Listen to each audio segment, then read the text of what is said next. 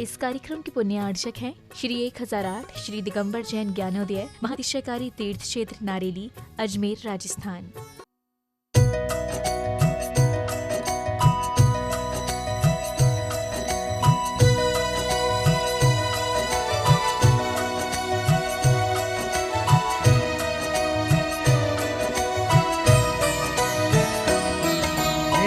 संत शिरोमणि धरती के, हे संत शिरोमणि धरती के, तुम्हें पता है सबके घट घट की, तुम्हें पता है सबके घट घट की, हे अवतारी विद्यासागर, हे अवतारी विद्यासागर, मुझे डगर दिखा दो जिनवर की, मुझे डगर दिखा दो जिनवर की, हे संत शिरोमणि धरती के।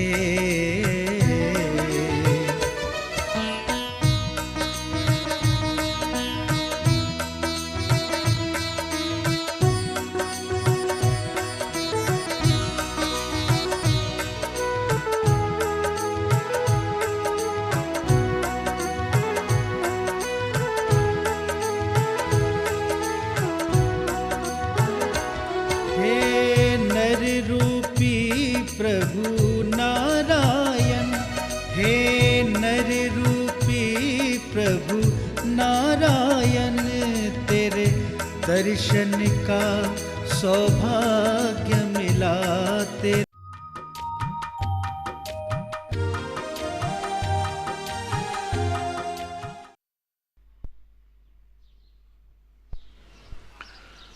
नमो अरिहन्ताणं, नमो सिद्धाणं, नमो आयर्याणं, नमो वज्रायाणं, नमो लोये सौरशाहुणं। पंच परमेष्टि भगवान की जय हो। आचार्य श्री गुरुवर कुंद कुंद महाराज की जय हो। आचार्य श्री गुरुवर विद्यासागर महाराज की जय हो। परम पूज्य निर्यापक मुनि श्री 108 सुधा सागर जी महाराज की जय। जय हो। परम पूज्य निष्कम सागर जी महाराज की जय हो। सागर से सिद्धांत जनन की जिज्ञासा है। पूज्य महाराज श्री के चरणों में त्रिवार नमस्तु। महाराज श्री, कोई भी धर्म हो, हिंदू, मुस्लिम, सिख, ईसाई, झूठ बोलना, चोरी करना बुरा ही समझते हैं, पर जैन धर्म में अलग से 5 पापों को बुरा माना है। परिग्रह को कोई बुरा नहीं मानता। गुरुदेव, धन संचय कहाँ तक अच्छा है? क्या दान की दृष्टि से करना? समाधान करने के लिए। झूठ को बुरा मानना अलग चीज है और मूल गुण मानना अलग चीज है। सत्य को मानना अलग चीज है और सत्य को मूल गुण स्वीकार करना अलग चीज है। हिंसा और अहिंसा को मानना अलग चीज है, उसका मूल गुण मानना। एसेंशियल क्वेश्चन आपके स्कूल में लिखा रहता पेपर में कि आपको 5 क्वेश्चन करना है, लेकिन पहला क्वेश्चन अनिवार्य है। इसी प्रकार यहाँ उन्होंने मूल धर्म मान लिया। अन्य स्थानों पर ऐसा मूल गुण के रूप में स्थापित नहीं है, संकल्प नहीं लिया जाता। एक तो अच्छे को अच्छा कहना और एक अच्छे को अच्छा ही है। किसी भी दर्शन में सत्य, झूठ या अहिंसा आदि का संकल्प नहीं करते कि मैं आज से हिंसा नहीं करूँगा, आज से मैं सत्य बोलूँगा, ऐसा नियम नहीं लेते। दूसरी बात, कुचित कदाचित लेते भी हैं तो वे हिंसा को ही अहिंसा मान लेते हैं। वो कहते हैं कि कोई जानवर को मारने में कोई हिंसा नहीं होती, मैं तो उसको भगवान के पास भेज रहा हूँ। बलि चढ़ाते हैं, बोले मैं तो भगवान के पास भेज रहा हूँ, देवता के पास भेज रहा हूँ, कोई पाप थोड़ी कर रहा हूँ। अब हिंसा को ही अहिंसा मानते हैं। इसी प्रकार सत्य में सभी में यही लगा लेना चाहिए पहली बात तो वो संकल्पित नहीं है, दूसरी बात है वो जानते ही नहीं है कि हिंसा क्या है। पेड़ पौधे मिट्टी आदि में इनमें वो जीव ही नहीं मानते। कीड़े बकोड़ों को मानना कोई मानते ही नहीं है। अहिंसा मानेंगे, क्रिश्चियन लोग भी अहिंसा मानते हैं, लेकिन मछली को मारना पाप माने वो तो कहते ये जल ककड़ी है, जल ककड़ी है। अब बोलो, अब वो अपने आप को अहिंसक मान रहे हैं कि मैं हिंसक हूँ, पर मछली तो है ही नहीं, वो तो जल ककड़ी है। तो अब ऐसी चीज को कैसे कहें? नाम अकेला लेने मात्र से अहिंसा नहीं हो जाती है, उसको स्वीकार भी तो करना चाहिए। अहिंसा का स्वरूप क्या है उसमें सब लोग भूले हुए हैं। बाकी अहिंसा तो सबको अच्छी लगती है। भोपाल से महक जैन की जिज्ञासा है, महाराज श्री जैसे राम जी के बारे में पद्म पुराण जी में आता है, उसी तरह कृष्ण जी के बारे में कौन से ग्रंथ में आएगा कृपा से? हरिवंश पुराण जो है जिनसे स्वामी ने लिखा है उसमें आया। अंकुर कॉलोनी सागर से ऋषभ जैन इनकी जिज्ञासा है, पूज्य गुरुवर के चरणों में नमोस्तु। महाराज श्री जिस तरह मनुष्य यहाँ बहुत ज्ञान प्राप्त करता है और मृत्यु के बाद पुनः मनुष्य बनता है, तो फिर से काखा गागा से पढ़ना पड़ता है, यहाँ का पूरा ज्ञान समाप्त हो जाता है क्या? क्या इसी तरह केवल ज्ञानी के निर्वाण होने के पश्चात उनका समस्त केवल ज्ञान सिद्ध अवस्था में क्षय को प्राप्त हो जाता है क्या? क्या यदि सिद्धों में क्षय ज्ञान रहता है तो मनुष्यों की तरह उनका ज्ञान क्षय क्यों नहीं होता? कृपया समझाने की कृपा करें। द्रव्य शुद्ध खत्म होता है, भाव शुद्ध तो नहीं होता। भाव शुद्ध का क्षय उपशम तो विग्रह गति में भी रहता है। लेकिन ये नौ कर्म वर्णाएं, जो नौ कर्म है शब्द रूप, हमने शब्द रूप ही तो रटा था, शब्दों को तो रटा था 2 2 4। कोई भाव शुद्ध का विषय थोड़ी बनाया। कोई ने कह दिया यदि कहीं मानते कि 2 2 5 होते हैं तो होते। तो हमने उन संकेतों को ही रटाया। संकेत रटने वाली इंद्रियां खत्म हो गई, वो भूल गए। अंदर का भाव शुद्ध का जो शिवसम है वो भवान्तर में भी बना रह सकता है, रहता ही है। केवल ज्ञान एक बार प्रकट होने के बाद उसमें कोई परिवर्तन नहीं होता, क्षय नहीं होता, क्योंकि वह एक शाश्वत अविनाशी है और वह कभी किसी भी प्रकार का हीनादिक भी नहीं होता जैसे मनुष्यों का होता है, ऐसा नहीं होता। जबलपुर से सुची जैन की जिज्ञासा है, पूज्य महाराज श्री के चरणों में नमोस्तु। महाराज जी, घर में बंद चीजें, घड़ी ताले आदि क्या वास्तु दोष के हिसाब से ठीक नहीं रहते? और भगवान जी की फोटो आदि घर में लगाकर क्या मंदिर वाला घर कमरा बना सकते हैं क्या? कृपया समाधान करें। सामान फोटो आदि लगाने में कोई बाधा नहीं, बना सकते हैं। पहले घड़ी घंटा से जो घर में बंद चीजें रहती हैं, घड़ी आदि, तो रखना चाहिए? नहीं रखना चाहिए। नकारात्मक ऊर्जा कोई भी बंद चीज है वो नहीं, या तो अलग कर लो। सबसे ज़्यादा जैनियों को अपने घरों में एक अटाला रहता है, कबाड़ खाना, वो अटाला हटाना चाहिए।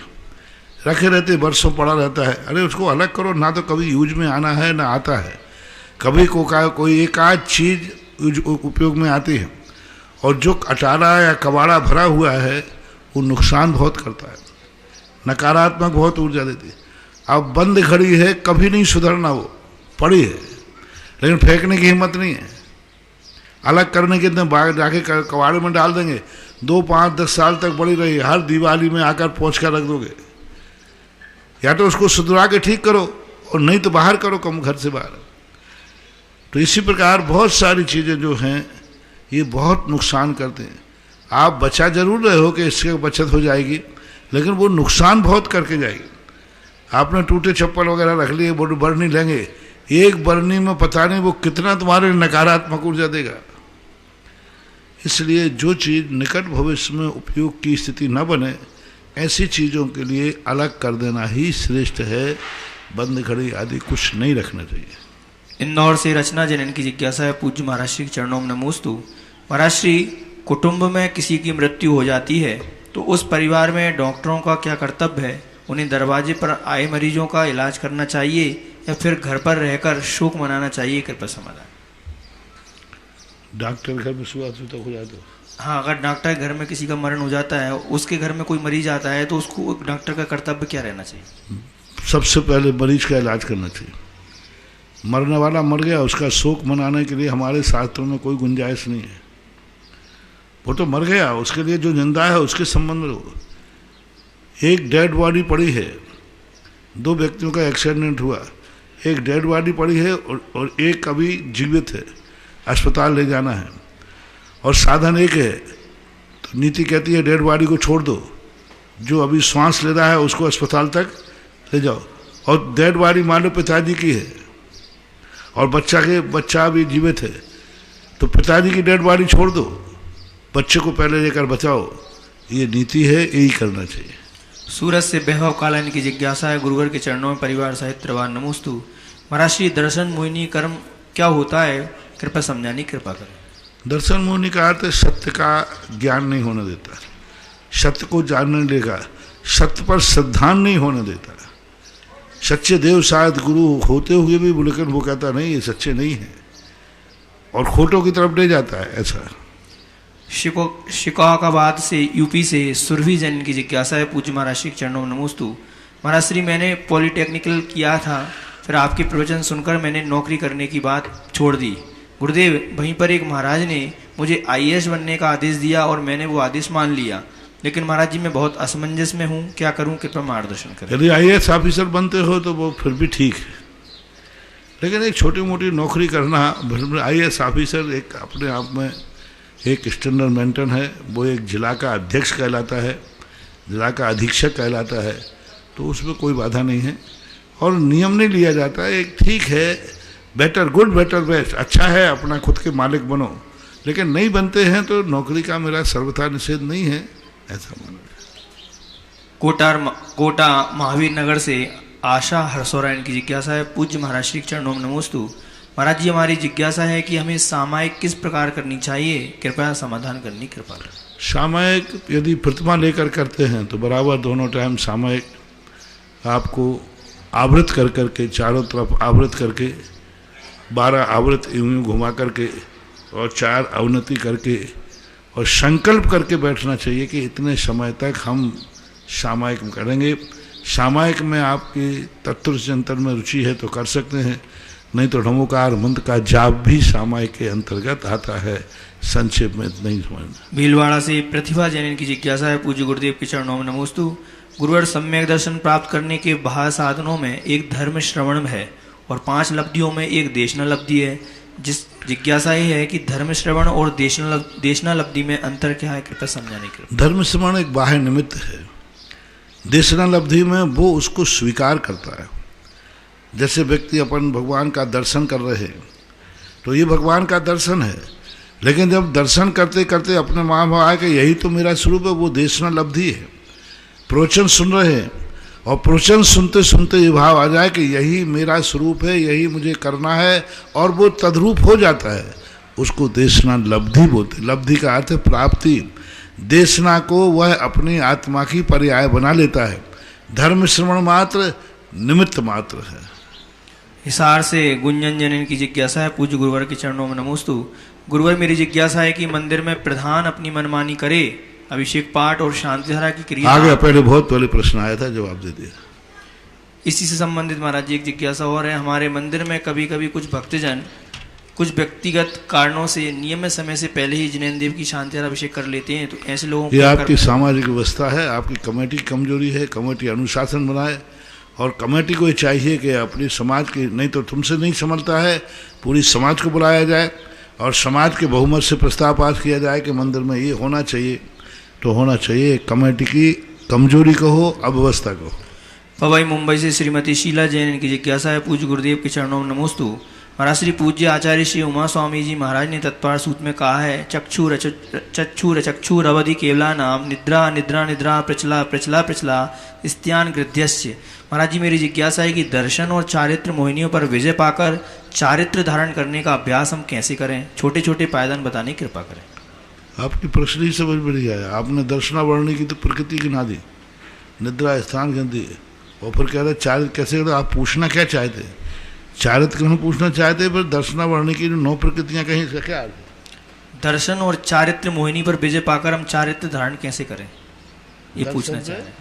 दर्शन और चारित्र मोहिनी पर विजय पाकर चारित्र धारण करने का अभ्यास हम कैसे करें। अभ्यास क्या, दर्शन मोहिनी का भी यही है कि दर्शन मोहिनी पर सच्चे देव से आदिगुरु को पहचानो और चारित्र में अपना अभ्यास शुरू करो। धीरे धीरे हम पर से निर्वृत्ति हमारी हटती जाएगी। चारित्र के प्रति सबसे बड़ा चीज़ है, पर के प्रति हमारा जो लगाव भाव है, जो धन दौलत के प्रति लोभ भाव है, जो हमारा एक स्वार्थ भाव है, तो हम अपने अंदर अहिंसा को धीरे धीरे पालन करें, हिंसा को छोड़ें, झूठ बोलना छोड़ें, चोरी आदि के जो कार्य होते हैं जिनमें हमें झूठ बोलना पड़ता है, ठगना पड़ता है, ऐसे व्यापार धंधे आदि छोड़ें। सबसे बड़ी बात है व्यक्ति हर चीज़ को अपने लोभ आदि परिणति को नहीं छोड़ पा रहा है। यहाँ तक लोग होते हैं कि उस अपने लोभ की पूर्ति के लिए कुछ भी कसाय करने को तैयार हो जाते हैं, कुछ भी कसाय करने को तैयार, और वे कुछ भी करने लग जाते हैं। तो हमें हमेशा इस पर विचार रखना चाहिए कि हम धर्म को आगे चारित्र में बढ़ना चाहते हैं तो हम किसी गलत बात की तरफ समर्थन नहीं करेंगे। आष्टा से डॉक्टर मगन जैन की जिज्ञासा है, मेरे परम पूजनीय आराध्य गुरुदेव के चरणों में कोटिशा नमन। महाराज जी, जिज्ञासा है कि निवृत्ति परक क्रियाएं क्या होती हैं? इन क्रियाओं को करते हुए एक श्रावक कर्म निर्जरा में उत्कृष्टता कैसे लाए? कृपया समझाएं। निवृत्ति परक तो कोई क्रिया होती नहीं, निवृत्ति एक प्रसाधना है। प्रवृत्ति का नाम ही क्रिया है, निवृत्ति का नाम तो क्रिया नहीं। हाँ, व्यवहार में अपन कहें कि भाई इस कार्य से निवृत्त हो गए, इसमें प्रवृत्त हो गए, पर फिर भी निवृत्ति का नाम तो क्रिया से रहित ही है। ऐसा बनगांव से श्रीमती माधुरी जैन की जिज्ञासा है, गुरुवर के चरणों में नमोस्तु। महाराज श्री, जब हम शांतिधारा करते हैं तो शांतिधारा में चांदी की कलश के ऊपर श्रीफल या गोला रखकर कर सकते हैं क्या? कर सकते हैं। सिरोन से श्रीमती माधुरी धेतल इनकी जिज्ञासा है, महाराज जी, आचार्य शांति सागर जी महाराज जी बाल ब्रह्मचारी थे या विवाहित? कृपया समझाने कृपा करें। बाल ब्रह्मचारी के समान मान सकते, बाल ब्रह्मचारी ही थे, लेकिन उनका विवाह 9 वर्ष की अवस्था में हुआ था। पहले बाल विवाह की प्रथा थी। 9 वर्ष की कन्या, इनके महाराज की उम्र 9 वर्ष की थी, कन्या की उम्र 7 वर्ष की थी, और विवाह कर लेते थे। विवाह हो जाता था लेकिन विदा नहीं होती थी, कन्या ससुराल नहीं जानी थी, गौना बोलते, गौना। विवाह करके संकल्पित हो जाते सब, कन्या को पीहर में ही छोड़ते थे माँ बाप के पास, और वो चले जाते। फिर कई वर्ष बाद, 2, 4, 5, 10 वर्ष बाद फिर गौना होता था। तो वो परंपराएं थी। तो कन्या का विवाह हुआ, विवाह करके वो ससुराल नहीं आई, वही रह गई। लेकिन कुछ दिन के बाद उसको बुखार आया, बीमार आया, उस बीमारी में वह मरण को प्राप्त हो गई। तो शांति सागर महाराज ने फिर पुनः शादी नहीं की, अर्थात पत्नी से विवाह हुआ लेकिन पत्नी ससुराल नहीं आई, इसलिए बाल ब्रह्मचारी ही मानना चाहिए। भावों की अपेक्षा से उनका विवाह हुआ था। मुंबई से अनुमेहा आशीष जैन की जिज्ञासा है, मेरे आराध्य गुरुवर के चरणों में त्रिवार नमोस्तु। गुरुवर, मेरी जिज्ञासा है कि इंसान उम्र में बड़ा होता है या अपने व्यवहार से, पर बड़ों को हमेशा ऐसा क्यों लगता है कि वो ही सही है, भले ही वो गलत होते हैं? कृपया समझाने की कृपा करें। मतलब इनका पूछना है कि महाराज जी, बड़े हमेशा सही, अपने आप को सही मानते हैं, भले वो गलत हों, ऐसा क्यों? तुम भी तो किसी न किसी से बड़े हो, तुम क्या मानते हो अपने आप? हर व्यक्ति दूसरे के अपने तरफ नहीं देखता। सामने बड़े लोग कोई गलत कर रहे हो तो बड़ों को ये गलत नहीं करना चाहिए। तुम भी किसी न किसी से बड़े हो। ऐसा कोई भी व्यक्ति नहीं है जो अंतिम छोटा हो, वो किसी न किसी से तो बड़ा है। मान लो अंतिम व्यक्ति है तो पड़ोसी से बड़ा है, पड़ोसी में तुम्हारे से छोटा है। अब वो पड़ोसी यदि आपके सामने आ जाए तो आप भी वही करेंगे। हमेशा अपनी तरफ देखो तो आपको उत्तर मिल जाएगा। कई बार बड़े लोग अपनी गलती को गलती स्वीकार कर ले तो छोटे लोग उससे बड़े गलत हो जाएंगे, उससे ज़्यादा गलत हो जाएंगे। इसलिए कभी उनका अभिप्राय भी जाना जाता है कि यदि वो गलत है तो भी वो गलत को गलत स्वीकार नहीं करते। यह उनका कई बार, हाँ, छोटों के सामने, यदि वो उनसे बड़े कोई हैं उनके सामने वो एक्सेप्ट कर लेते। बड़े लोग छोटों के सामने अपनी गलती एक्सेप्ट करेंगे तो छोटे लोग उद्दंड हो जाएंगे। ये नीति है, ये नीति है। कभी भी गुरु चेले से प्रायश्चित नहीं लेंगे। गलती हो गई, बहुत बड़ी गलती हो गई, सबको मालूम है, लेकिन चेले के सामने नहीं कहेंगे, हे चेला मेरे से गलती हो गई है, ये क्षमा। लेकिन चेला, शिष्य से गलती हो जाती तो गुरु के पास जाते हैं, गुरु महाराज मेरे से गलती हो गई, लेकिन गुरु शिष्य के पास नहीं जाएंगे। छोटों के सामने कितनी बड़ी आचार्य गलती कर दे, अपने संग के से वह प्रायश्चित प्रतिक्रमण नहीं करते। वो स्वयं करेंगे अथवा अपने से बड़े आएंगे तब वो प्रायश्चित देंगे। अब आचार्य से गलती हुई है, पक्का है, लेकिन वो तुम्हारे सामने गलती को एक्सेप्ट नहीं करेंगे, शिष्य के सामने गलती को एक्सेप्ट नहीं करेंगे। पिता से गलती हुई है, लेकिन वो बेटे के सामने एक्सेप्ट नहीं करेगा, कहेगा भी नहीं और करना भी नहीं चाहिए। यदि ये कर लिया तो फिर सुछंदवाद हो जाएगा, फिर अनुशासन नाम की चीज खत्म हो जाएगी। तो नीति कही गई है, अपनी गलती अपनों के छोटों के सामने कभी व्यक्त मत करना, कभी कहना नहीं, और उनके सामने वो कहें भी तो कहना नहीं ये कोई गलती नहीं है, मैंने कोई गलती नहीं की है। किससे कहना है? अपनों से, छोटों से। जब अपने से बड़े आ जाएं तो बड़ों के सामने तुरंत कह देना चाहिए हाँ मेरी गलती है, मैंने गलती की है और ये गलती गलत है, नहीं करना चाहिए। बड़ों के सामने, छोटों के सामने तो एकदम नकार दो, नहीं मैंने गलती नहीं की है, ये गलत है ही नहीं। तो ये नीति के अंतर्गत आता है। और मैं तो सबसे अच्छा यही कहता हूँ, अपन में बड़ों में कोई गलती दिख रही है, वो गलती स्वीकार नहीं कर रहे हैं।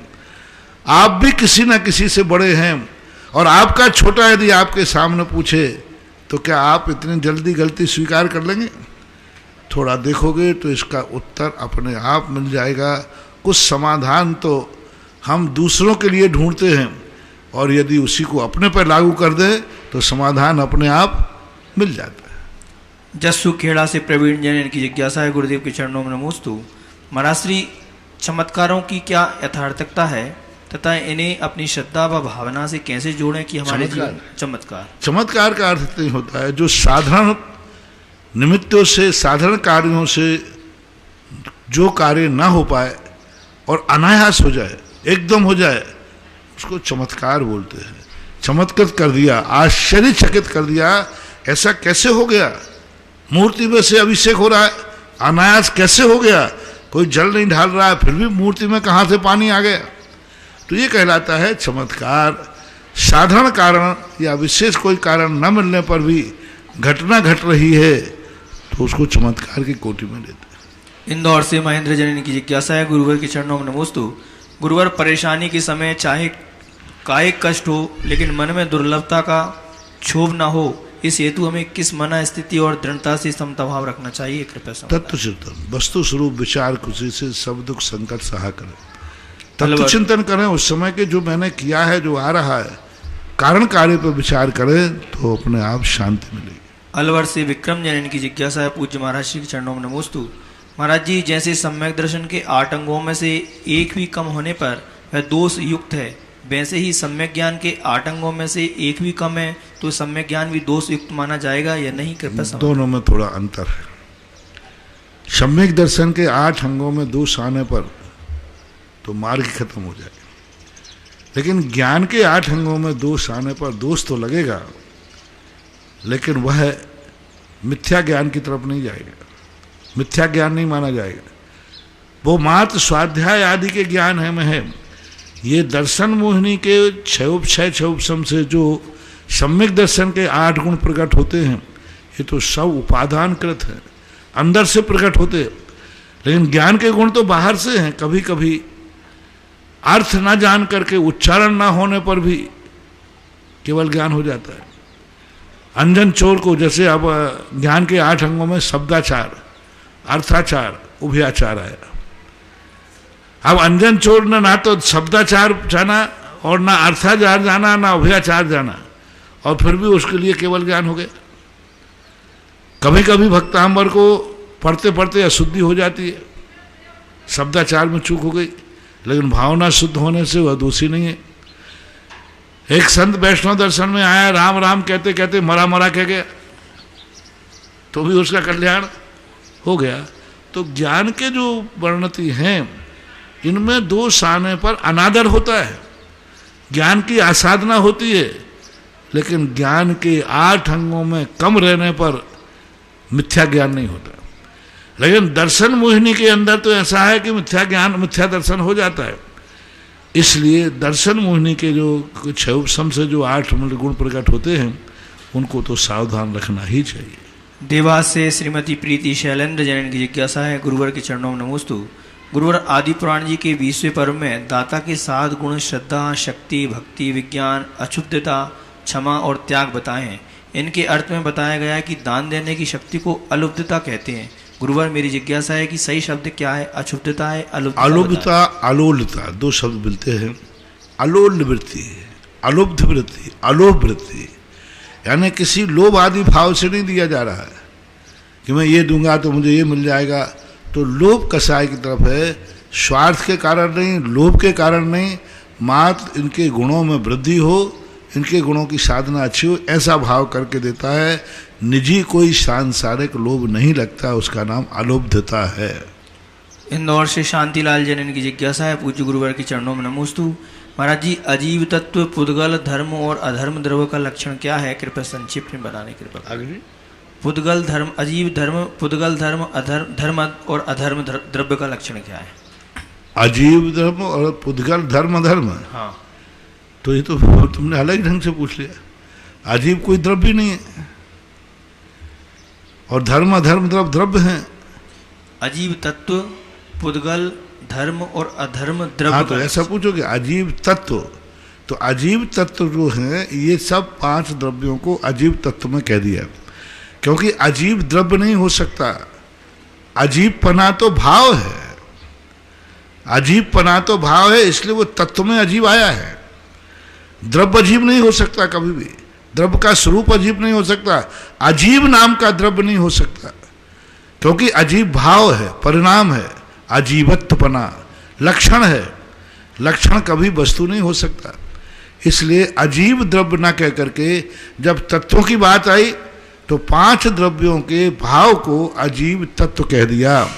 अजीवत्वपना जो 5 द्रव्यों में पाया जाता है, इसलिए अजीब तत्व तो है, लेकिन द्रव्य नहीं हो सकता। धर्म द्रव्य अलग है और अजीब तत्व अलग है। धर्म द्रव्य का तत्व क्या है? अजीवत्व। अधर्म द्रव्य का तत्व क्या है? अजीवत्व। धर्म, अधर्म, आकाश और काल, ये कभी, और पुद्गल, ये पांचों के पांचों तत्व नहीं होते, ये द्रव्य होते। इन 5 का भाव जो है, परिणमन है, वो अजीवत्व रूप होता है। इसलिए इन 5 का तत्व में आपको धर्म द्रव्य नहीं गिनाया, अधर्म द्रव्य नहीं गिनाया, काल नहीं गिनाया। काल तो आप पूछ सकते हो कि इन 5 द्रव्यों का तत्व क्या है? तो अजीवत्व है। इसलिए एक में करवत, थोड़ा सा इसको बहुत सावधानी से समझना। द्रव्य और अजीवत्व में बहुत अंतर है। द्रव्य एक वस्तु है, द्रव्य एक सत्ता है, अजीवत्व उसकी पहचान है, अजीवत्व उसका भाव है। अजीवत्व के कारण से त्व प्रत्यय का पना अजीब पना है, लेकिन धर्म पना नहीं है, पुद्गल पना नहीं है, आकाश पना नहीं। द्रव्य के साथ पना नहीं लगता और तत्व के साथ पना लगता है, इसलिए अजीवत्व है, वो तत्व है और ये द्रव्य है। इंदौर मल्हारगंज से पायल सेठी की जिज्ञासा है, पूज्य महाराज श्री के चरणों में नमोस्तु। महाराज जी, हमारे तीर्थंकरों की ज़्यादातर प्रतिमाएं काले, नीले, भूरे या सफ़ेद रंग की होती हैं, तो हम ये रंग पहनकर किसी भी शुभ कार्य के लिए जाते हैं, तो अशुभ क्यों माना जाता है? कृपया समाधान करें। कहाँ मानते? काले, नीले, काला। ऐसा तो कुछ नहीं, कोई नहीं मानता काले। सब जगह काले रंग के आदिनाथ भी मूर्तियाँ देखी मैंने, अजितनाथ की भी देखी, शंभुनाथ, सबकी काली मूर्तियों में देखी। अजितनाथ भगवान की काली मूर्ति देखी, सौरीपुर बटेश्वर के अंदर नवीनाथ भगवान का, ठीक है, अजितनाथ भगवान की मूर्ति है, वहाँ भी वो काले पाषाण की है नीचे। तो ऐसा कोई बात नहीं है, तो पाषाण है, जैसी सुविधा बन जाती है, मिल जाती है, बैठा लेते हैं। महाराज जी, इनका पूछना ये है कि जब भगवान की मूर्ति काले और नीले रंग की हो सकती है, तो हम जब कोई भी कपड़ा काला और नीला पहन के जाते हैं तो अशुभ क्यों माना जाता है? कहाँ राजा भोज, कहाँ गांगू तेली? आप बताओ। अब तुम्ही से मैं पूछता हूँ, प्रश्न का उत्तर प्रश्न पूछता हूँ। पूरा चेहरा काला होना और गोरे गालों पर तिल होना, दोनों में से ठीक क्या है? हैं? तिल होना सुंदरता बढ़ाएगा और पूरा ही काला हो जाए तो सुंदर। तीर्थंकर का काला रंग उनको बहुत सुंदर होता है। उनके कालापन भी ऐसा लगता है आंखें टिकती नहीं है, आंखें भटकती नहीं है, आंखें टिकी की टिकी रह जाती। तो तीर्थंकर हरे रंग के भी होते हैं, सब रंग के होते हैं। काला रंग सब जगह निषेध नहीं है। भगवान की मूर्ति काले रंग की अशुभ नहीं है। काले रंग का पैंट, अब और दूसरा प्रश्न पूछता हूं, काले रंग का तुम पैंट पहनते हो कि नहीं पहनते हो? और तुम्हें कहीं जाओ और काला झंडा दिखा दिया जाए तो? अब काला पैंट तो पहने हो तो, अब कोई काला झंडा दिखा रहा, अरे भाई काला झंडा अशुभ हो गया, तो कोई कहे काला पैंट पहने है तो? अब काला पैंट पहने हैं तो चलेगा और काला झंडा दिखाए तो नहीं चलेगा। इसी प्रकार से उसका नाम झंडा है, झंडे में काला रंग बेकार है, मूर्ति में बेकार नहीं। जैसे पैंट में काला रंग तुम्हारे लिए बेकार नहीं है, लेकिन कोई काला झंडा दिखाए तो बेकार है। नेता काला पैंट पहने हैं तो उसको अभिनय नहीं लग रहा है, लेकिन झंडा दिखाए तो अभिनय लग रहा है। तो कुछ प्रसंगों में, कुछ प्रसंग ऐसे होते हैं जिन प्रसंगों में काले रंगों का, क्योंकि रंगों का नेचर अलग अलग होता है, अब दिशाओं के अनुसार रंग होते हैं। अब पूर्व उत्तर दिशा की तरफ कोई है तो उसका कलर अलग दिया, वास्तु में नीला है, सफेद है। पूर्व दिशा का अलग है, दक्षिण का अलग है, पश्चिम का अलग है, दिशाओं के अनुसार कलर होते हैं। वही कलर एक दिशा में अशुभ है, वही कलर दूसरी दिशा में शुभ है। अब नीला कलर यदि आप उत्तर दिशा की तरफ लगा दें शुभ है, और वही यदि दक्षिण की तरफ लगा दें तो बेड़ा पार है, द्वंद्व हो जाए। क्योंकि नीला कलर जल तत्व है और अग्नि कौन अग्नि तत्व है, जल और अग्नि मिलेंगे तो बौखलाए हों, खलबल खलबल होगा। तो ये सब तत्व दिशाओं के अनुसार होते हैं, इनका प्रभाव नैमित्तिक है, त्रिकालिक नहीं। परम पूज्य आचार्य गुरुदेव श्री विद्यासागर जी महाराज के आज्ञानुवर्ती शिष्य निर्यापक श्रवण मुनि पुंगव श्री सुधासागर जी महाराज के मुखारविंद से देश विदेश में अपने घरों पर टीवी के समक्ष विराजित जिनवाणी चैनल के माध्यम से, सुधा कला चैनल के माध्यम से जिज्ञासा भेजने वाले, सुनने वाले, देखने वाले उन सभी भक्तगणों की ओर से गुरुवर के चरणों में त्रैवार नमोस्तु नमोस्तु नमोस्तु। देश हृदय तीर्थ पर बनने वाले सहस्कुट जिनालय में 1/31 प्रतिमा गुप्त दान में गुवाहाटी से प्राप्त हुई। आप उनके सम्मान में जोरदार ताली हो जाए। हमारे पास जिज्ञासाओं में जिज्ञासु एक बात बहुत अच्छे से सुन लें, कई लोग ऑनलाइन जिज्ञासा जिनवाणी चैनल के माध्यम से, सुधा कला चैनल के माध्यम से भेजते हैं और फिर रिकॉर्डिंग करके भी भेजते हैं। तो कम से कम एक बात का ध्यान रखें कि दूसरे लोगों को मौका मिलना चाहिए, एक व्यक्ति को एक दिन नहीं 1-2 दिन गैप करके जिज्ञासा भेजना चाहिए ताकि सभी को क्रमशः मौका मिल जाए। इस बात का ध्यान रखेंगे। प्रथम जिज्ञासा ऑडियो के माध्यम से। परम पूज्य निर्यापक श्रमण के चरणों में हम सबका कोटिशः नमन। मुनि श्री आचार्य नेमी चंद्र महाराज जी गाथा चंद्र में कह रहे हैं, आशा बंधन संबर। इस गाथा के अंतर्गत कहा कि जीवा जीव विशेषा, ये जीव और अजीव के विशेष हैं। संयोग से और वियोग से ये पांचों पर्याय उत्पन्न होती हैं, इसलिए विशेष का अर्थ यहाँ पर उन्होंने पर्याय लिया है। अब मन में एक जिज्ञासा उत्पन्न हुई कि पर्याय को इन्होंने तत्व और पदार्थ कहा है कि आश्रव तत्व है, आश्रव पदार्थ है। अभी तक ये समझ में तो आया कि जीव द्रव्य था तो जीव तत्व भी है और जीव पदार्थ भी है, लेकिन आश्रव और संवर आदि द्रव्य तो नहीं है।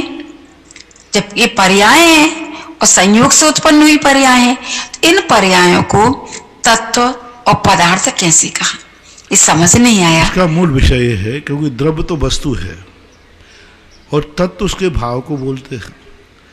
तो ये जो जितना भी जीव द्रव्य है, पर जीव तत्व अलग है और जीव द्रव्य अलग है और जीव पदार्थ भिन्न है।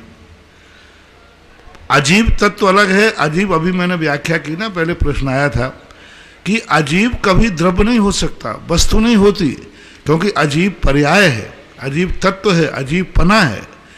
लेकिन और पदार्थ में भी क्यों आ गया प्रश्न? तो आश्रव में भी आएगा, बंध में भी आएगा, संवर में भी आएगा, निर्जरा में भी आएगा, मोक्ष में भी आएगा, क्योंकि मोक्ष कोई पदार्थ नहीं है। आश्रव बंध संवर कोई पदार्थ नहीं है, लेकिन पदार्थ है ये। तो कैसे माना गया ये? क्योंकि पदार्थ पर्याय से बनता है, पर्याय को ही पदार्थ कहा जाता है। यूं कहो, पर्याय का जो स्वरूप है वो तत्व है, और उस पर्याय के बाद, उस पर्याय के कारण से जो द्रव्य ने आकार लिया है वह पदार्थ है।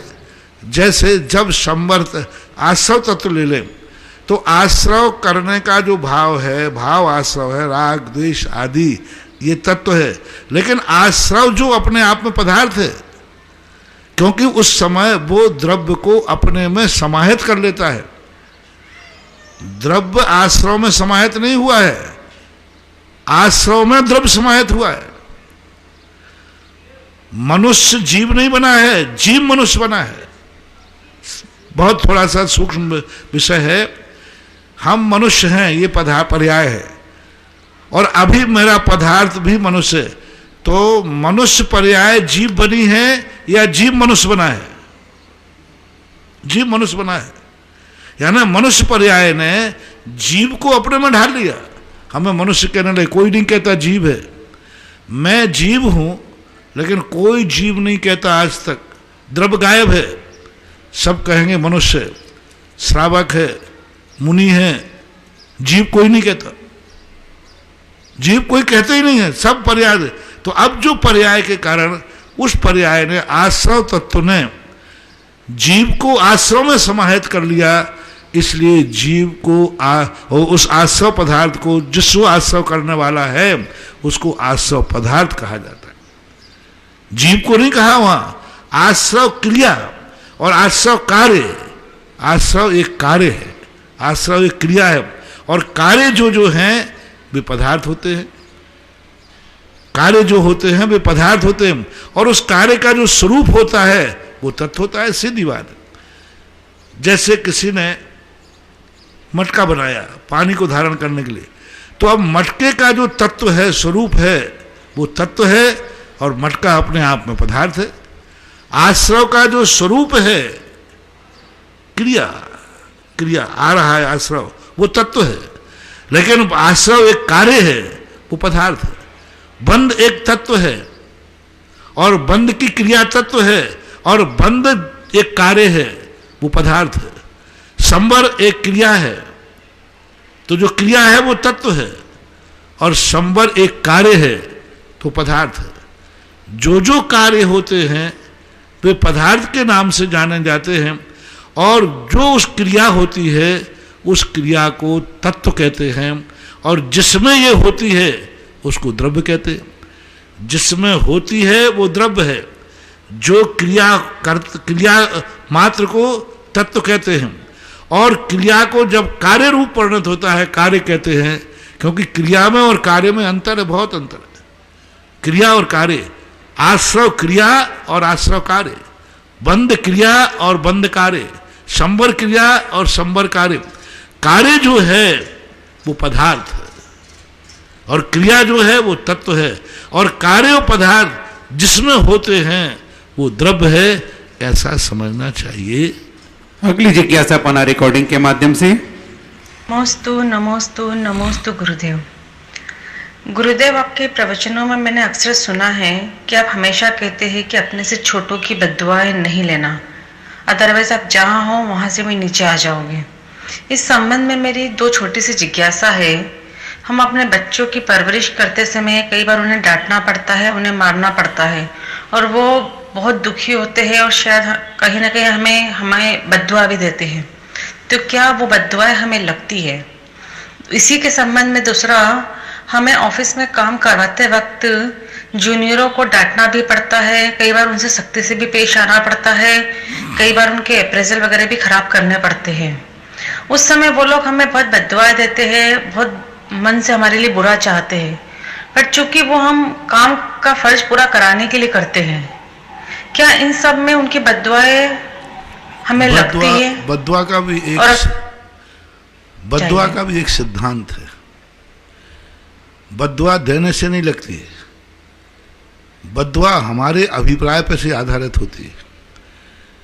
माँ को, गुरु को, मजिस्ट्रेट को, जज को, पुलिस वालों को, इनको बद्दुआ नहीं लगती।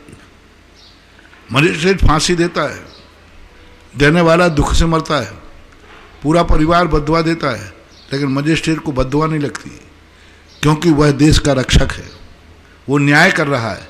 वो अपराध ना हो इसलिए माँ बेटे को कितना भी माँ बेटे को, बेटा कितना भी माँ को बद्दुआ दे, माँ मुझे माटी नहीं खाने दे रही माँ, लेकिन माँ का भाव हित का होने से बेटे की बद्दुआ नहीं लगती। गुरु चेले को कभी डांटे तो चेला बद्दुआ दे, गुरु को बद्दुआ नहीं लगती। आपका अभिप्राय क्या है? उसको दुखी करने का भाव है आपका मात्र, तो बद्दुआ लगती है। तो मैंने ये कहा था, कभी भी अपने से छोटे को दुखी मत करना। दुखी का अर्थ होता है दुख देने का भाव। यहां तो माँ का अच्छा भाव है, सताओ मत उसे। सताने का अर्थ उसको यातना देना, उसको दुखी करना। माँ का भाव दुखी करना नहीं है। डॉक्टर जब ऑपरेशन करता है तो दुख होता है, लेकिन दुखी करने का भाव डॉक्टर को नहीं लगता। जब वो काटेगा तो अपन को दुख होगा, लेकिन उसका भाव नहीं। अब देखना, एक चीर दिया डॉक्टर ने, पूरा पेट चीर दिया, पूरा हाथ चीर दिया, फोड़ा चीर दिया, दुख हुआ, बराबर हुआ। लेकिन डॉक्टर को दुख देने का भाव नहीं करेगा। और एक दुश्मन ने आकर चाकू से चीर दिया, उसका भाव चीरना नहीं है, दुख देना है।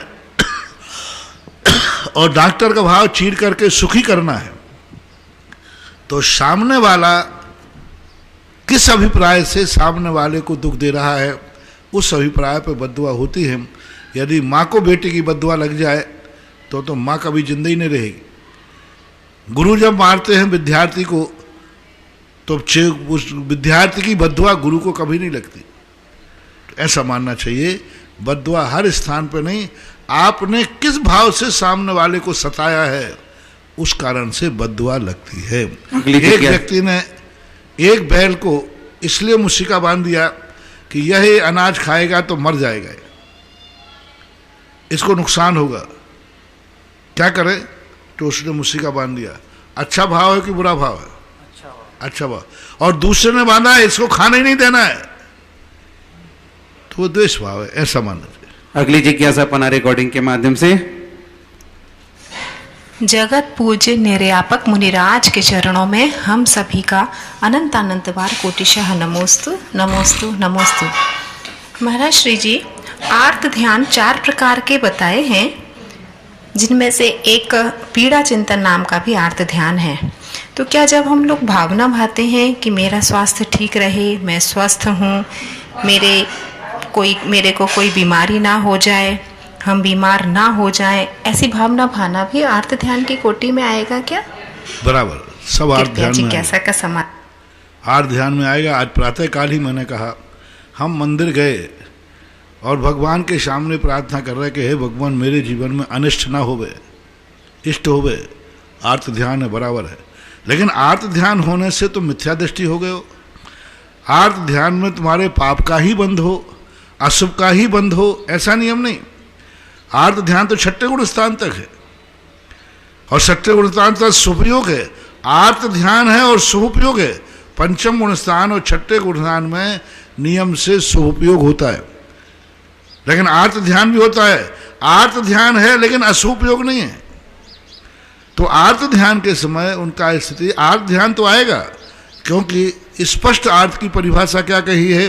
आज प्रातःकाल मैंने इसी प्रवचन को लिया था।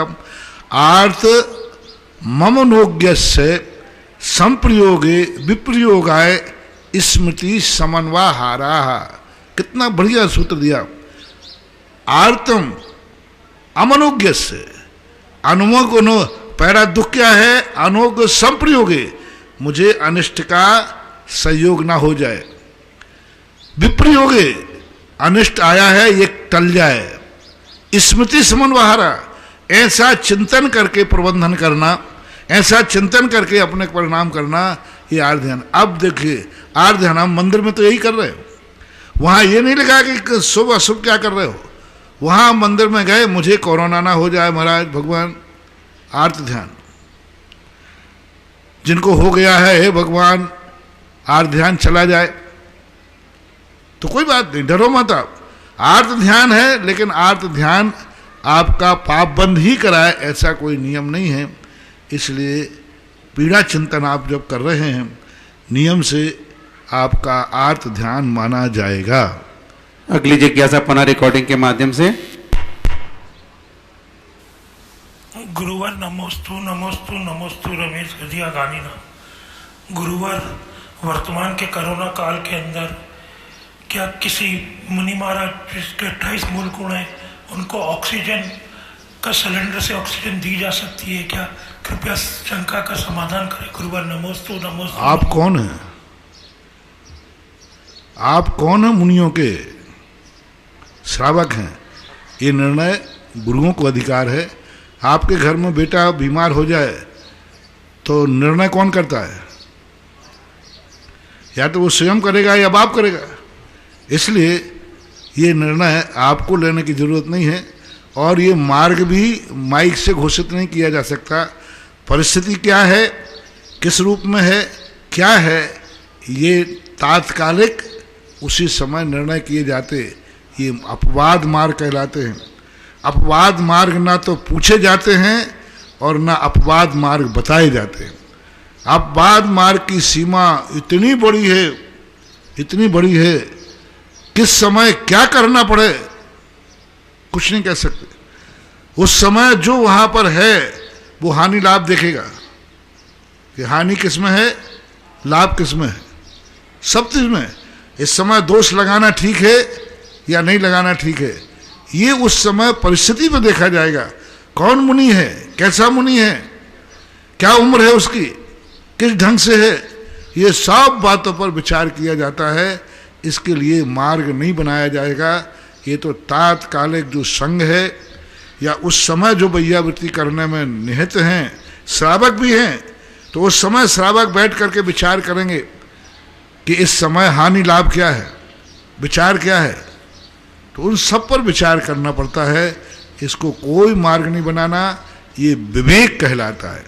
और विवेक की कोई परिभाषा नहीं रहती है। विवेक का अर्थ है जिस समय जैसा विचार किया जाए वैसा ही लेना चाहिए, ना तो निषेध करना, ना समर्थन करना।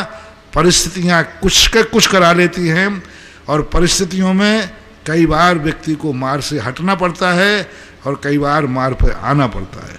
और यदि हम यहाँ से बना लें तो ये मार्ग बन जाएगा, ऐसा मान। अगली जिज्ञासा पुनः रिकॉर्डिंग के माध्यम से।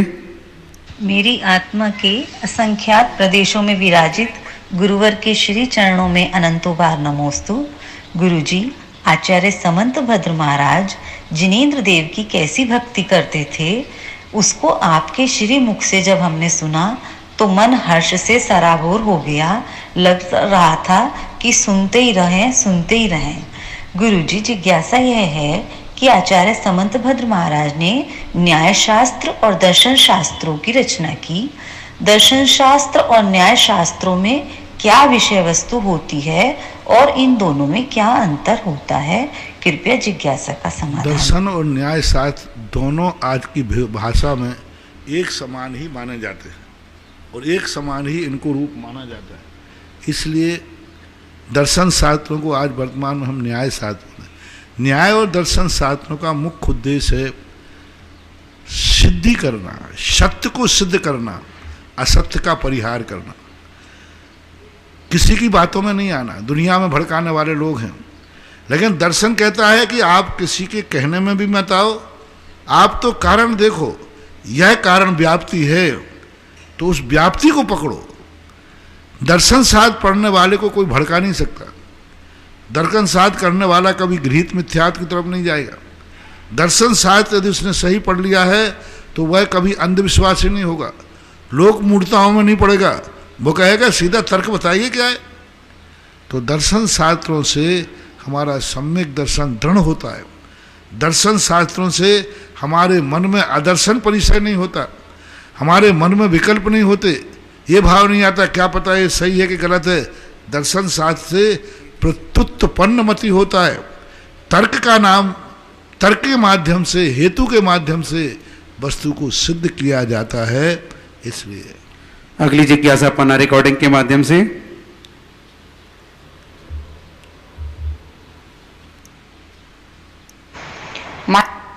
नमोस्तु गुरुदेव। ब्यावर से कमल राव का। गुरुदेव, दूसरों को ज्ञान दान देने की प्रेरणा देना व अनुमोदना करना, ये दोनों ही दानांतराय कर्म के क्षय करने का सबसे बड़ा उपक्रम है। गुरुदेव, जो गुरु की वाणी को देश विदेश में टीवी के माध्यम से सुनने व सुनवाने का जो प्रायोजक के रूप में टीवी के माध्यम से पुरुषार्थ करते हैं, यह उनका पुरुषार्थ ज्ञान दान की श्रेणी में आएगा क्या? वर्तमान के इस महामारी काल में उनके पुण्य फल में कहां तक बढ़ोतरी हो सकती है? गुरुदेव, आपके आशीर्वचन से ज्यादा लोग प्रेरित होकर इसकी सहभागिता में अपना ज्यादा से ज्यादा पुण्य संचय कर सकें। गुरुदेव, ज्ञान दान के इस महायज्ञ में देश के भक्त लोग तो पुण्य का संचय कर ही रहे हैं, लेकिन विदेश में रहने वाले जैसे अमेरिका के कैलिफोर्निया में भी आपके अनन्य भक्तों ने इस ज्ञान दान में अपनी आहुति दे रहे हैं, उनके लिए भी गुरुदेव आपका आशीर्वाद चाहिए। ज्ञान दान जो है शास्त्र के रूप में ही नहीं है। अपने गुरु की यदि सम्यक वाणी को व्यक्ति प्रचार कर रहा है, आप कल्पना करें, साधु बैठ करके जो सामने हो उन्हीं को सुना सकता है, उनमें कितने लोग उपस्थित हो पाते। जाकर विदेश में तो उनको कभी भी पुण्य नहीं मिलना था, विदेश में तो कभी प्रवचन सुनने का सवाल ही नहीं उठता, लेकिन लाइव पुण्यार्जन करने वाले ने विदेश लोगों को सुना दिया। यदि उसके सुनाते समय विदेश में रहने वाले ने एक ने भी रात्रि भोजन त्याग दिया तो आपका ये लाइव पुण्यार्जन करना सफल हो गया। जय हो। एक ने भी वहां शराब त्याग दी, एक के मन में भी भाव आ गया, तो ये श्रेय महाराज को नहीं जाएगा। महाराज को हमें उतना ही पुण्य लगेगा जितनी हमारी आवाज लोग सुन सकते हैं। सुनना मेरे पुण्य में, मैं प्रवचन करता हूं, मुझे उतना ही पुण्य लगना है जितने मेरी आवाज में दम है, बिना माइक के जो आवाज में दम है, अथवा माइक लगा करके जहां तक बोल सकता हूं। लेकिन इसके बाद जो भी लोग सुन रहे हैं प्रवचन, उस सबका पुण्य लाइव पुण्यार्जन करने वाले पुण्यार्जक को जाएगा। अब बोलो, हमारे लिए ज्यादा पुण्य बंद होगा इस समय लॉकडाउन में कि लाइव पुण्यार्जन करने वाले दाता को होगा?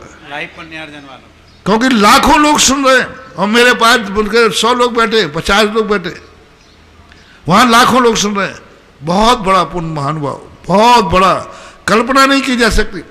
और सबसे ज्यादा जिस समय लोग प्रवचन सुनने पंडाल में आ सकते हैं, गुरु के पास आ सकते हैं, उस समय पुण्यार्जन करना, लाइव पुण्यार्जन। और इस समय लॉकडाउन के समय जो लाइव पुण्यार्जन करेंगे या कर रहे हैं, उनको उससे भी कई अनंत गुना पुण्य मिलेगा। जय हो। क्योंकि उस समय तो लोग आ सकते हैं, इस समय तो आ नहीं सकते, फिर भी तुमने अपने धन के माध्यम से और उनके घर में गुरु की वाणी सुनवा दी, उनका गुरु के दर्शन करा दिए, तो कितना बड़ा पुण्य है महानुभाव, बहुत बड़ा पुण्य। सबसे बड़ा लॉकडाउन के समय, जहां व्यक्ति मजबूर होकर के ना तो व्यापार में जा पा रहा है और ना मंदिर जा पा रहा है, ना महाराज के पास आ पा रहा है, और तुमने कहा कोई बात नहीं, तुम्हें घर बैठे भगवान का दर्शन कराता हूं, घर बैठे प्रवचन सुनाता हूं। आज प्रातःकाल ही मैंने प्रवचन दिया था कि सम्यक दृष्टि जीव के पास एक ऐसी शक्ति प्राप्त हो जाए, और भगवान वो शक्ति देते हैं कि यदि तू किसी दिन मेरे मंदिर में नहीं आ पाया तो मैं तेरे पास मौजूद रहूंगा, क्योंकि सदा तू मेरे मंदिर में आता रहा है, लेकिन आज नहीं आ पाया, इसका अर्थ है कहीं ना कहीं संकट में है। आज प्रातःकाल का प्रवचन इसी बात को लेकर के था। इसी प्रकार से इन दातारों ने कितना बड़ा पुण्य कमाया कि वो प्रवचन सुनने नहीं आ पाते हैं। चिंता मत करो, मेरे पास 2 पैसा है, पैसे के बल पर हम महाराज का प्रवचन आपके घर में सुनवाएंगे। जय हो। पूरा ज्ञान दान है। एक बार तो मैंने कहा था कि इस ज्ञान दान करने वाले लोग समोषण में मागध जाति के देव काम करते हैं, और एक दिन ऐसा व्यक्ति एक शास्त्र भेंट किया था, शेर सुदर्शन हुआ, कुंदकुंद स्वामी हुए, तुम तो लाखों लोगों को प्रवचन सुना रहे हो, बिना पढ़े लिखे भी आप आगे जाकर के अवध ज्ञान, शुद्ध ज्ञान अपने आप पाओगे। एक शुद्ध ज्ञान पढ़ने से आता है, एक शुद्ध ज्ञान वो होता है देवताओं को जन्म से मिलता था। देवताओं के पास कॉलेज नहीं होते, विद्यालय नहीं होते, लेकिन वे सब भाषाएं जानते, अवध ज्ञान जानते। क्यों? यहाँ पूर्व में उन्होंने ऐसे ही ज्ञान का प्रचार किया था, इसलिए बिना पढ़े ही उनको जन्म से ही ज्ञान मिल जाता है। तो ये बहुत बड़े ज्ञान का प्रयोग है, बहुत अच्छा जो लोग कर रहे हैं। वे मेरे प्रवचन देने की अपेक्षा आप लोगों को ज़्यादा पुण्य लग रहा है, क्योंकि मेरी सीमा है, आप असीम हैं। बंधु, कितना बड़ा पुण्यार्जन है एक संत के कर कमलों में जिनवाणी भेंट करना और एक संत की वाणी को घर घर तक जिनवाणी के रूप में रसास्वादन कराना। इतना बड़ा पुण्य का संचय करने का अवसर मिला है, तो ऐसे गोल्डन चांस को कभी भी चूकना नहीं चाहिए, क्योंकि जिनवाणी प्रकाशन करना अलग बात है और जिनवाणी के प्रकाशन के रहस्य को संतों के मुखारबिंद से घर घर तक पहुंचाना बहुत बड़ा पुण्य का अर्जन करने का सौभाग्य मिला है। इसका विशेष ध्यान रखेंगे। अगली जिज्ञासा पुनः रिकॉर्डिंग के माध्यम से। देवास से प्रीति शैलेंद्र जैन का गुरुवर के चरणों में पूरे परिवार की ओर से बारंबार नमोस्तु नमोस्तु नमोस्तु। हे गुरुवर, आदि पुराण जी में भगवान के राज्याभिषेक के समय गंगा, सिंधु आदि नदियों के साथ लवण समुद्र का जल भी अभिषेक के लिए लिया गया है, तथा दूसरा प्रकरण यह है कि सबसे पहले तीर्थ जल से अभिषेक किया गया, फिर कषाय जल से अभिषेक किया गया। तो गुरुवर, मेरी जिज्ञासा यह है कि यह कषाय जल क्या होता है? वह लवण समुद्र के खारे जल से भी अभिषेक किया जाता है क्या? कृपया जिज्ञासा का समाधान करें। यह बात के किसी आचार्यों ने इसको गर्भित किया। कुंद की जो मूल परंपरा है उसमें तो क्षीर सागर के जल का ही अभिषेक लिया गया। जो कुंद की मूल परंपरा में ऐसा नहीं आया है। बाद में अनेक अनेक प्रकार की परंपरा आई, कषाय जल आ गया, लवण समुद्र का आ गया, गंगा सिंधु का आ गया, ऐसा नहीं है। स्पष्ट रूप से मागनंदी महाराज ने अभिषेक के लिए क्षीर सागर का जल ही उपयुक्त समझा है। और कुंद मूल परंपरा में, भगवान महावीर स्वामी की मूल परंपरा में पूज्यवर यति विश्व आचार्य आदि महाराजों ने, जो प्राचीन महाराज हैं, उन्होंने सब ने माँ क्षीर सागर का जल लिखा है। अब बाद में तो ये जल धीरे धीरे अभिषेक के समय क्या क्या हो रहा है कहने की जरूरत नहीं, आप सब जान रहे हैं। अब तो पता नहीं किन किन से बाद के भट्टारकों ने, बाद के साधु संतों ने, आचार्यों ने ऐसी ऐसी बातें लिख दी कि किससे जन, अब बताओ, फलों के रसों से अभिषेक हो रहा है, गन्ने से अभिषेक हो रहा है, आम के रस से अभिषेक हो रहा है। अब तो वो एक और चला, पचरंगी अभिषेक। अब तो गुलाल से भी अभिषेक हो रहा है भगवान के ऊपर। एक मूर्ति के ऊपर होली के दिन गुलाल से अभिषेक, 5 रंगों से भगवान का अभिषेक किया गया।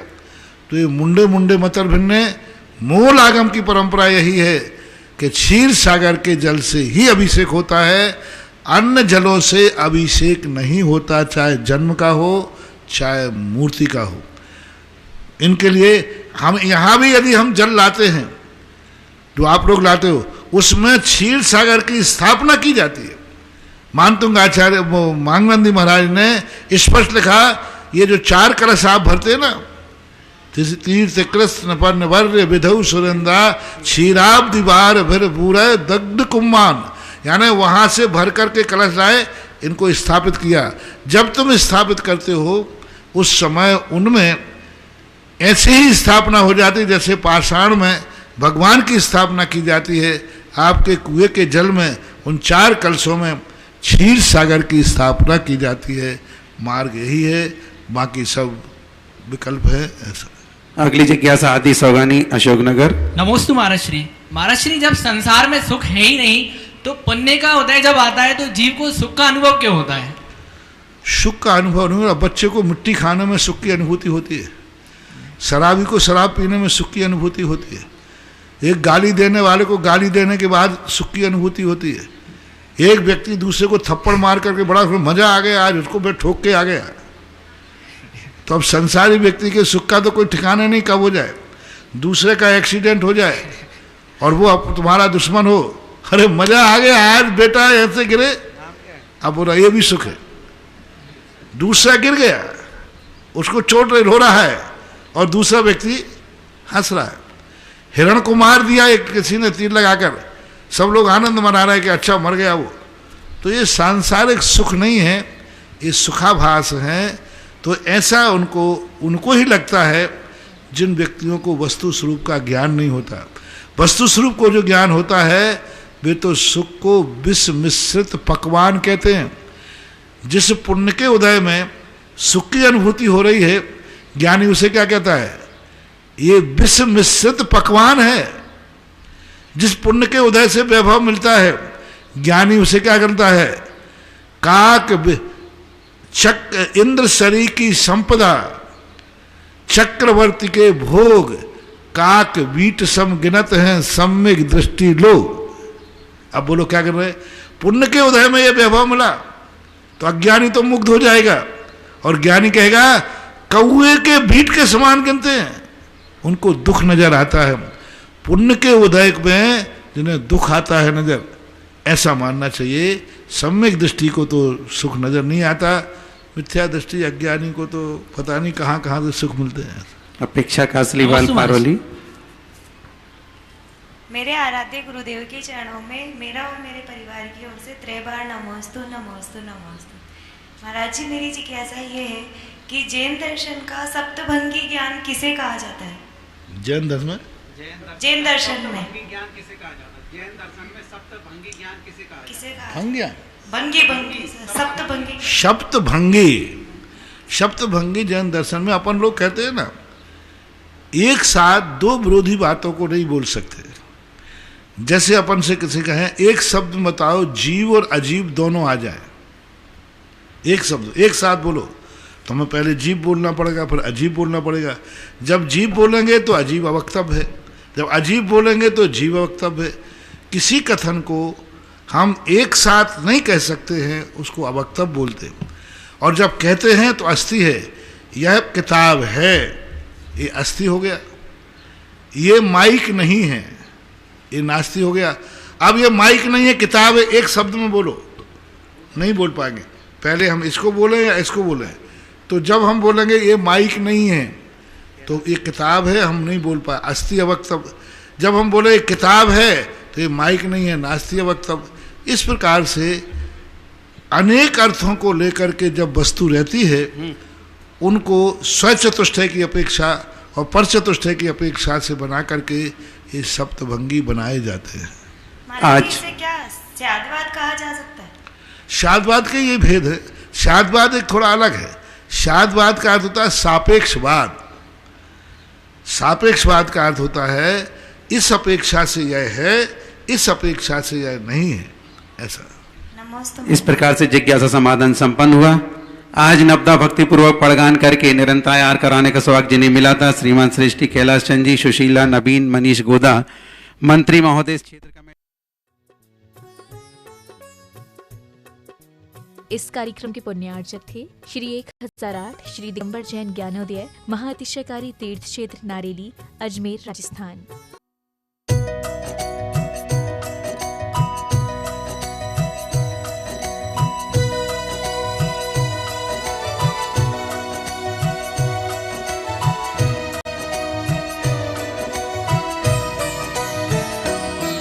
हे संत शिरोमणि धरती के, हे संत शिरोमणि धरती के, तुम्हें पता है सबके घट घट की, तुम्हें पता है सबके घट घट की।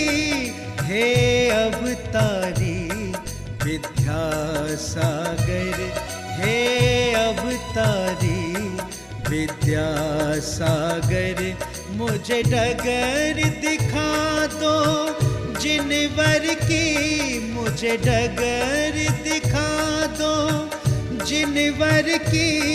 हे संत शिरोमणि धरती के।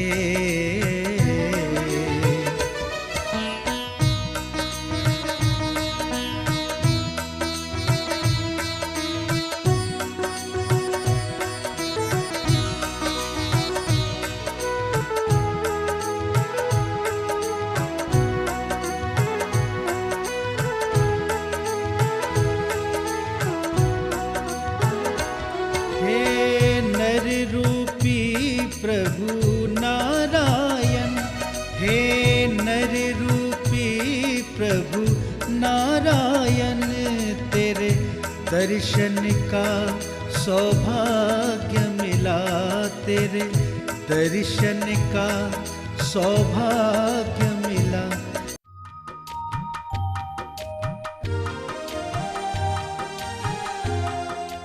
कोरोना महामारी के इस